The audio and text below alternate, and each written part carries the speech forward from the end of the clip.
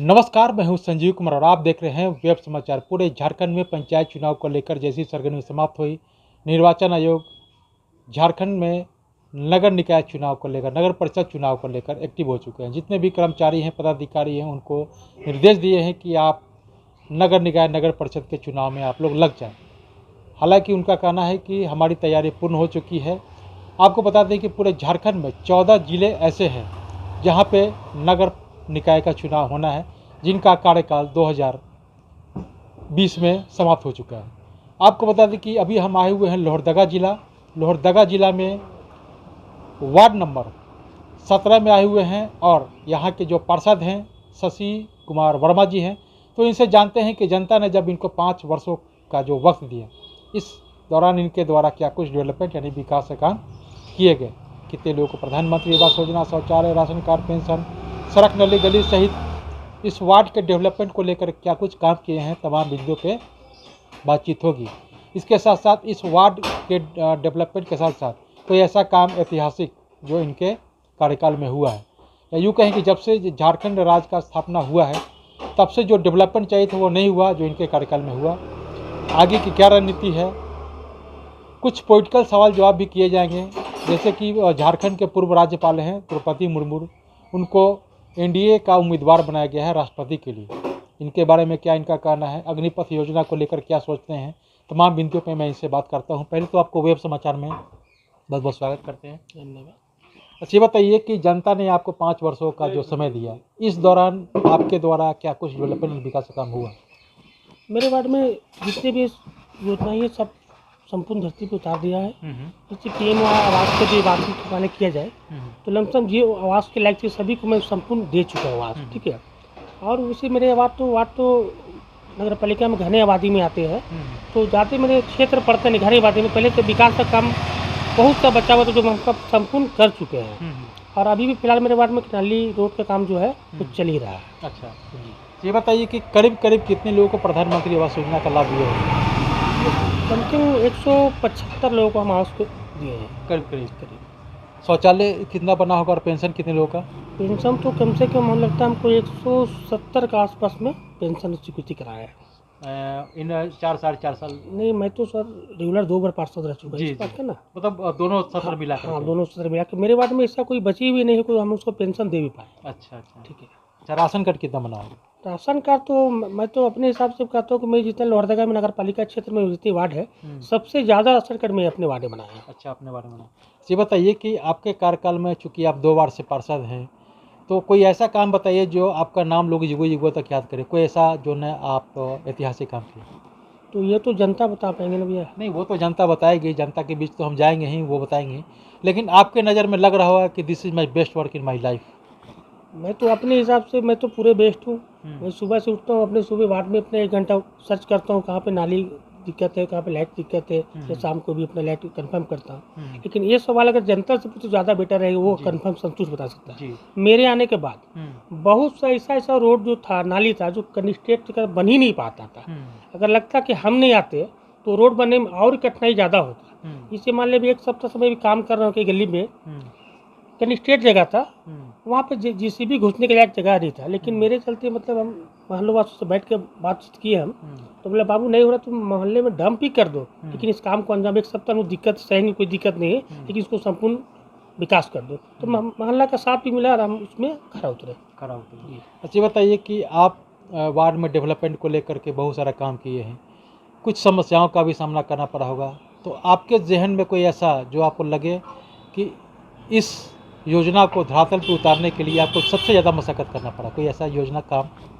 मेरे हिसाब से कोई ऐसा योजना नहीं कि दिक्कत हुआ हमें, तो हम तो जो चाहे मतलब काम सबका सहयोग, मतलब लोगों का सहयोग मिलता है। पूरा सहयोग मिलता है जनता के मन को। अच्छी बताइए कि इस बार अगर आप तीसरी बार अगर आप चुने जाते हैं पार्षद के रूप में, तो क्या आप उपाध्यक्ष के लिए फाइट करेंगे?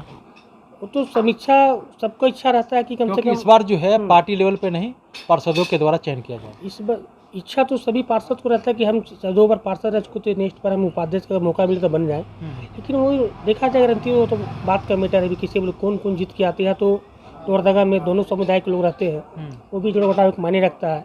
उसके बाद ही मैं तो चाहूँगा कि मैं बनूँ, अपना सारा प्रयास लगाऊंगा मैं। अच्छा ये बताइए कि अगर तीसरी बार जनता आपको मौका देता है तो इस वार्ड के डेवलपमेंट के लिए केंद्र सरकार और राज्य सरकार की योजनाओं के अलावा आपका एक ड्रीम प्रोजेक्ट क्या होगा? मेरे ड्रीम प्रोजेक्ट यही होगा ना कि यहाँ पे मेरे पास ही में 16 नंबर वार्ड में गुजरी तालाब एक हो जाता है, उसका डेवलपमेंट करना बहुत ही ज़रूरी है। इतना टाउन का घना आबादी के क्षेत्र में तालाब है और ऐसा स्थिति में भी दिखता है कि देख के अफसोस लगता है कि हम लोग कुछ इसके लिए कर नहीं पाते। लेकिन यहाँ सीमांकन का आधार आ जाता है, उसके वार्ड में वो आ जाए 16 नंबर में 17 नंबर है, अगर इच्छा रहा सबका सहयोग मिले सब पार्षद को, उसको चाहेंगे जितना बेटर कर सके। मतलब वो जो पार्क है गुजरी पार्क जो हाँ, ये तालाब सर बगल में है। हाँ तालाब है जी, मैंने देखा वहाँ पे लोटस वगैरह का जो है सब लगा हुआ है। अच्छा ये बताइए कि आप पूरे झारखंड में मतलब कह सकते हैं कि गर्व की बात है कि यहाँ की जो पूर्व राज्यपाल हैं द्रौपदी मुर्मू, उनको एनडीए का उम्मीदवार बनाया गया है।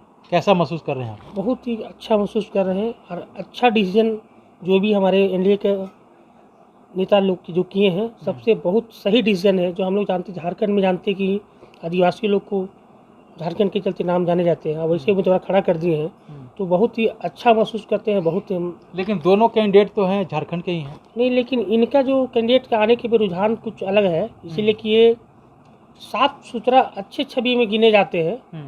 मैं पीछे कुछ साल उड़ीसा भी रहा था, इनका नाम उड़ीसा भी सुना हूँ, और ये अच्छी फैमिली एवं अच्छे कार्यकाल से आके ही इस नतीजा पे राज्यपाल बने और आज वहाँ पे इनके परिवार में कई लोग भी हताहत हुए थे, उनके बेटा है पुत्र वगैरह सबको हत्या वगैरह कर दिया गया था। तो अच्छा ये बताइए कि अग्निपथ योजना को लेकर क्या सोचते हैं, जो केंद्र सरकार लाने के लिए है और सब लोग विरोध कर रहे हैं, आप क्या सोचते हैं? अग्निपथ तो बहुत अच्छा योजना है। मतलब जो उम्र से वो जो सीमा तक की काम ड्यूटी लेनी चाहते हैं सरकार, उस उम्र में तो अच्छे आदमी मतलब घूमते फिरते समय बिता देते हैं। अगर सरकार ने कुछ उसको योजना लड़का लोग को जॉब देता है तो कुछ साल में उसको देश का सेवा भी हो जाएगा और कुछ उसको आर्थिक भी मजबूती हो जाएगा। और बाद में तो वो सुने कभी न्यूज़ में आया है कि सर उसको बाद में कहीं एडजस्ट भी किया जाएगा, तो बहुत अच्छी योजना है। तो कहीं ना कहीं जो लोग विरोध कर रहे हैं वो क्या गलत कर रहे हैं? तो मेरे हिसाब से तो पूरा गलत है, वो तो होना चाहिए। जब केंद्र सरकार का जब हम लोग को सरकारी जब लागू किए तो फिर गलत कहाँ है? वो तो देश का सेवा करने का बहुत अच्छा लक्ष्य मौका मिल रहा है हम लोग को, एकदम हर हाल में करना चाहिए। अच्छा वो गिट्टी बालू के वजह से भी बहुत सारा डेवलपमेंट का काम रुका हुआ है, क्या आप झारखंड सरकार से मांग करते हैं? हम तो चाहते हैं नियम अनुसार जो भी झारखंड सरकार का जो नियम बोलता है, जैसे घाट का बालू को नीलामी कराना, वो भी जो भी सिस्टम है उसको अतिशीघ्र शुरू करके अपना कम से कम गरीब को जो आवास बन रहा है उसको बनाने में 2 पैसा किफ़ायत पड़ता तो ज़्यादा अच्छा लगता है। अभी जैसे गिट्टी का अभी रेट सुनते हैं 5500 रुपया हो गया है, बालू 2500 रुपये गाड़ी गिर रहा है। ये सब के लिए गरीब को तो बहुत दिक्कत है। जो बालू हर जगह पे 900-1000 रुपये मिलता था वह 2500 रुपये में लिया जा रहा है, उससे तो गरीब परिवार को थोड़ा सा टूटा हुआ महसूस लग रहा है कि उसका घर बन पाए कि नहीं, ये भी बहुत दिक्कत लग रहा है हमको। तो इसी तरह झारखंड सरकार से मांग करता हूँ कि कम से कम नियमानुकूल अपना घाट को नीलामी करके कुछ किफ़ायत रेट में देने का कष्ट करें। अच्छी बात है। 1932 खतियान को लेकर क्या सोचते हैं? कई मैंने जो मुखिया हैं पार्षद हैं उन लोगों से मैंने बात किया, कई लोगों ने कहा कि लागू होना चाहिए, कई लोगों ने कहा कि लागू नहीं होना चाहिए। आप क्या सोचते हैं, या संशोधन होना चाहिए? 1932 खतियान जो है तो उस बारे तो कुछ ज़्यादा विशेष जानकारी बोलना नहीं चाहता हूँ मैं, क्यों तो हाई लेवल बात है, समझे ना, इसलिए उसमें बोलना अपने हिसाब से समझ में नहीं आ रहा है। अपने बड़े बड़े जो वरिष्ठ नेता लोग हैं अपना समझ बूझ के अपना कार्य किया जाए, अच्छा रहेगा। 32 खतियानी खोजेंगे तो फिर तत्काल में जो बाद में आए हैं वो लोग को जातीय आवासीय कैसे बनेगा? वो भी तो हमारी जनता ही है, हमारे देश का है, तो कुछ संशोधन नियमानुकूल होना चाहिए।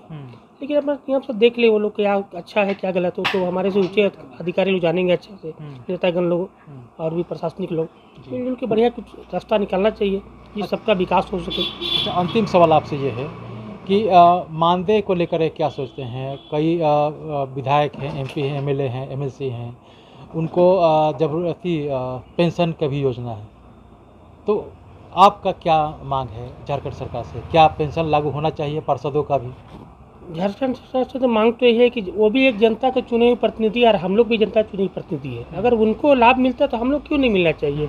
हम लोग भी तो जनता चुन के भेजे हैं। और जो मानदेय हम लोग को मिलता है 6000 रुपया, उसमें तो नियमानुकूल हम लोग को क्या बोले अपने हिसाब से वो तो पेट्रोल खर्च भी नहीं निकल पाता है, ठीक है।